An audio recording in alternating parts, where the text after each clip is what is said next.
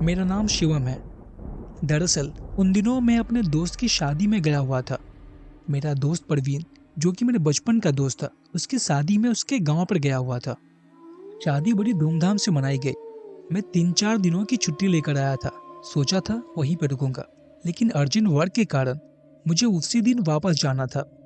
परवीन ने मुझे बहुत रोकने की कोशिश की, परंतु मैंने उससे कहा कि मेरी नौकरी का सवाल है, इसलिए परवीन भी मान गया। उस दिन काफी शाम हो गई और अंधेरा भी होने वाला था। मेरा जाना बहुत जरूरी था। मैंने परवीन से कहा, मुझे बाइक से बस स्टैंड तक छोड़ दो। परवीन ने अपनी बाइक निकाली और मुझे लेकर बस स्टॉप की तरफ निकल गया। तकरीबन शाम के 6 बज चुके थे और अंधेरा भी थोड़ा थोड़ा छाने लगा था। मैंने अपनी पीठ पर अपना पिट्ठू बैग लादा। परवीन ने मुझे बस स्टॉप पर छोड़ा और मुझसे कहा, बस आने तक मैं यहीं पर रहूंगा और तुझे बस में बैठाकर ही जाऊंगा। मैंने उससे कहा कि अंधेरा हो गया है, तुम्हें गांव वापस जाना चाहिए, क्योंकि रात के अंधेरे में सफर करना अच्छा नहीं होगा। मैंने उसे समझा बुझाकर वापस भेज दिया ताकि वो समय से पहुंच जाए। परवीन ने मेरी बात मानी और वापस लौट गया। मैं अब उस बस स्टॉप पे एक सीट पे जाकर बैठ गया। उस सीट पर मेरे अलावा और कोई भी नहीं था। मैंने आसपास देखा तो पूरे बस स्टॉप पे सिर्फ मैं ही अकेला खड़ा था। खड़े खड़े मुझे 1 घंटे हो गए और अब रात के 7 बज चुके थे। ठंड का मौसम होने के कारण ठंड भी लग रहा था।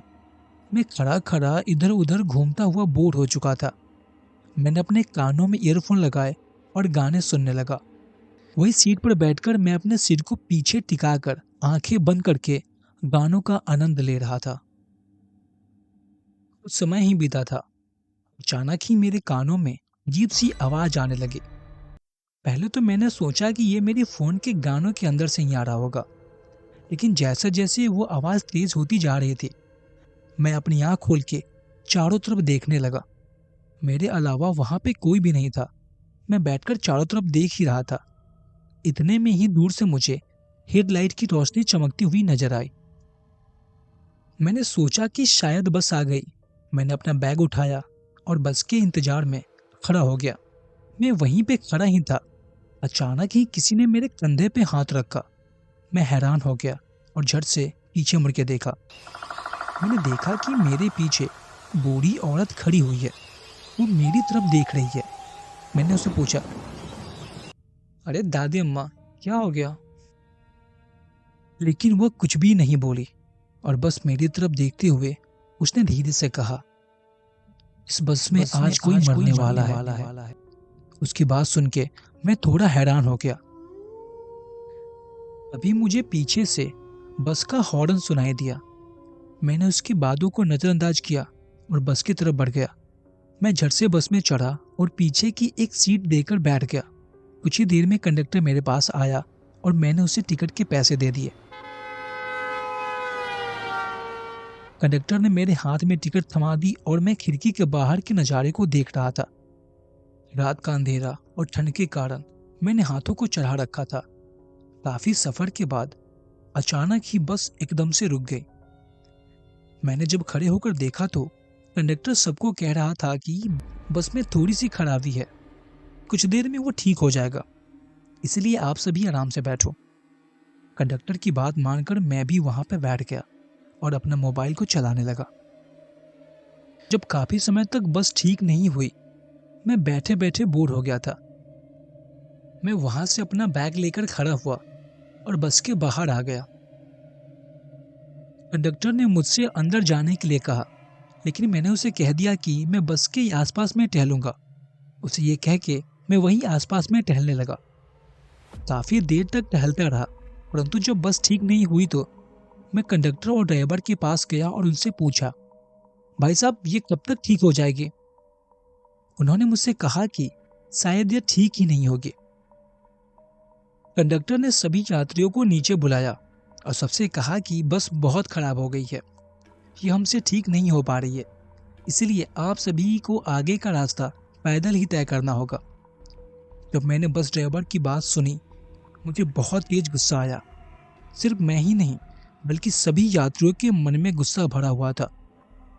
ऐसे बीच रास्तों में रात के वक्त एक ड्राइवर ने हमें यहाँ पे लटका के छोड़ दिया था। उसने हमारे टिकट के पैसे वापस कर दिए। मेरे साथ दो और लोग चलने के लिए तैयार हुए। अब हम 3 हो चुके थे। तीनों आगे बढ़ने लगे।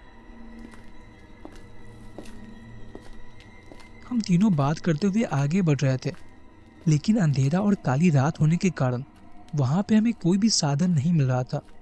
बस हम अपने सफर को पैदल ही अंजाम दे रहे थे। हमें कुछ दूर पे ही साइड में एक खड़ा हुआ ट्रक दिखाई दिया। हम लपक कर उसके पास गए। मैंने आवाज लगाई, भाई कोई है यहाँ पे? परंतु ट्रक में हमें कोई भी दिखाई नहीं दिया। ट्रक के चारों तरफ आगे पीछे ऊपर नीचे सब जगह देख लिया, लेकिन कोई भी वहां पे दिखाई नहीं दे रहा था। हम हताश होकर वापस से आगे की तरफ बढ़ने लगे। तभी हमें पीछे से आवाज आई, भाई साहब कहाँ जाना है आपको? आओ छोड़ दूंगा। यह आवाज सुन के हम जैसे ही पीछे मुड़े तो हमने देखा कि एक अधेड़ उम्र का दुबला पतला आदमी खड़ा हुआ था। उसे देखकर हम उसकी तरफ बढ़ने लगे। मैंने उससे कहा, भाई साहब हमें आगे तक छोड़ दोगे क्या? दरअसल हमारी बस खराब हो गई है। उसने हामी भरते हुए कहा, ठीक है बैठो। वो आदमी ट्रक में बैठ गया और हम तीनों भी ट्रक में बैठ चुके थे। ट्रक ज्यादा पुरानी थी, इसीलिए एक जोर से खटखट की आवाज करते हुए स्टार्ट हुई और धीरे धीरे स्पीड से आगे बढ़ने लगी। हम कुछ ही दूर आगे चले थे। मैंने उस ड्राइवर की तरफ गौर से देखा। ड्राइवर बस चुपचाप बैठे हुआ था और कुछ भी बोल नहीं रहा था। वो बस अपने चेहरे पे कोई भी एक्सप्रेशन ना देते हुए चुप्पी साधे बैठा हुआ था। हमने भी उससे ज्यादा बातें करना ठीक नहीं समझा। हम भी बस चुपचाप बैठे ही रहे। ट्रक ने अपनी रफ्तार पकड़ ली थी। तभी अचानक हमें सामने से एक कार आता हुआ दिखाई दिया। ट्रक वाला पागलों की तरह ट्रक को भगाए जा रहा था। सामने से आती कार को देख के हम तीनों की आंखें फटी की फटी रह गई थी। हमने उस ट्रक वाले से कहा, हे भाई साहब ट्रक का एक्सीडेंट हो जाएगा। लेकिन वो हम लोगों की बातों को इग्नोर करके ट्रक की स्पीड को और बढ़ाया जा रहा था। तभी अचानक से वो कार ट्रक में आके टकरा गई।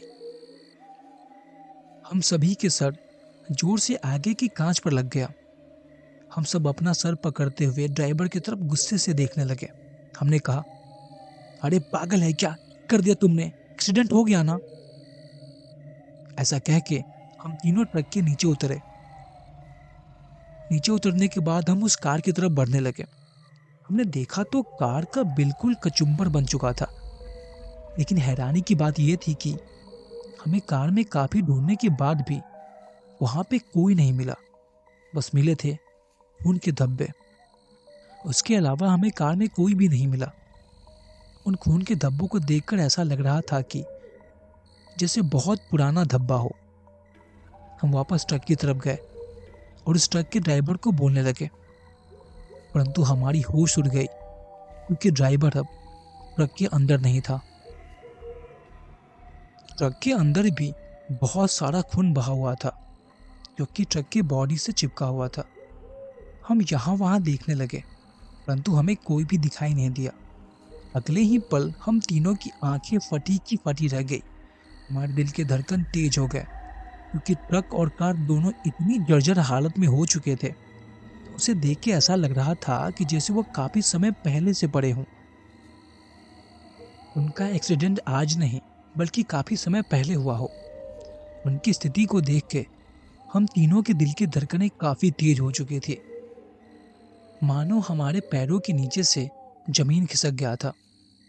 तीनों ने वहां से निकलना ही बेहतर समझा, इसलिए हम अपना सामान लेकर तेज रफ्तार से सड़क की तरफ बढ़ने लगे। सड़क पे हम भागे जा रहे थे। हमें पीछे से कुछ भी सुनाई नहीं दे रहा था। तभी फौरन ही आवाज हमारे कानों में पड़ी। हमने जब पीछे मुड़ के देखा तो अंधेरे में 2 हेडलाइट हमारी तरफ चमकती हुई नजर आ रही थी। हमने जब गौर से देखा तो 2 गाड़ी की लाइट हमारे पास आ रही थी। हम तीनों के होश उड़ गए थे क्योंकि वही ट्रक और कार हमारी तरफ तेज रफ्तार से बढ़ रही थी। उन्हें देख के हम बहुत ज्यादा डर चुके थे। अपने सामान को वहीं पे छोड़ के बस अंधाधुंध भागने लगे। हम भागते भागते काफी दूर आ गए थे, पर दोनों गाड़ी हमारा पीछा नहीं छोड़ रही थी। हम तीनों की हालत बहुत ही खस्ता हो चुका था। तभी अचानक से वो कार तेज रफ्तार से आई और हम में से किसी एक को उड़ाकर चली गई। उसका नाम कौशल था। कौशल को कुचलकर वो कार वहां से निकल गई। हम एक पेड़ के पीछे खड़े होकर तमाशा देख रहे थे। हम इतने ज्यादा डर चुके थे कि हमारे डर की कोई सीमा नहीं थी। हम भागते हुए कौशल के पास पहुंच गए, लेकिन कौशल इस दुनिया से दूर जा चुका था। अब हम बस अपनी मौत का इंतजार कर रहे थे। हम दोनों सड़क पे काफी तेजी से भाग रहे थे। फिर हमें अचानक से हॉर्न सुनाई दिया। हमने देखा तो फिर से 2 हेडलाइट चमकती हुई दिखाई दे रही थी। लाइट को देखकर हम इतने ज्यादा डर चुके थे कि हमारे हाथ पांव थर-थर कांपने लग गए थे। वो कार आई और हमारे पास आके खड़ी हो गई। हमने देखा तो वो कार नहीं थी जिसने कौशल को कुचला था। कार में से एक आदमी बाहर निकला और उसने हमसे कहा, भाई साहब क्या हो गया है? रात में यहाँ पर क्यों भटक रहे हो? हमने उससे सारी बातें बताई। उसने कहा, चलो जल्दी कार में बैठो, यहाँ पे ज्यादा देर रुकना ठीक नहीं होगा। हम फट से कार में बैठे। कार वाले ने कार को भगा दिया। उन्हें रास्ते में हमसे कहा कि काफी समय पहले ट्रक और कार का एक्सीडेंट हो गया था और मौके पे ही सभी लोगों की मौत हो गई थी। तभी से लोगों का मानना है कि जहाँ पे ट्रक और कार का एक्सीडेंट उन्हें साफ साफ दिखाई देता है, फिर वो कार व ट्रक दोनों किसी प्यासी आत्मा की तरह बस लोगों का खून चूसना पसंद करते हैं। जो भी उनके आगे आ जाता है उन्हें कुचल देते हैं। यह बात सुन के हमारी आंखें बिल्कुल खुली की खुली रह गई। तभी से मुझे वो आवाज कानों में गूंजने लगे। उस बूढ़ी ने मुझसे कहा था कि आज कोई इस बस में मरने वाला है, और उसकी बातें सच हो गई। दोस्तों, ये घटना मेरे दिमाग में किसी बुरी याद की तरह बस चुके थे, जिसे मैं आज तक नहीं भुला पाया। तो आज की कहानी में बस इतना ही। आई होप आप सबको अच्छा लगा होगा। अगर आपने भी कभी पैरानॉर्मल एक्टिविटी को फील किया होगा तो आप हमें हमारी ईमेल पे भेज सकते हैं। मिलते हैं अगली कहानी में। तब तक के लिए जय हिंद।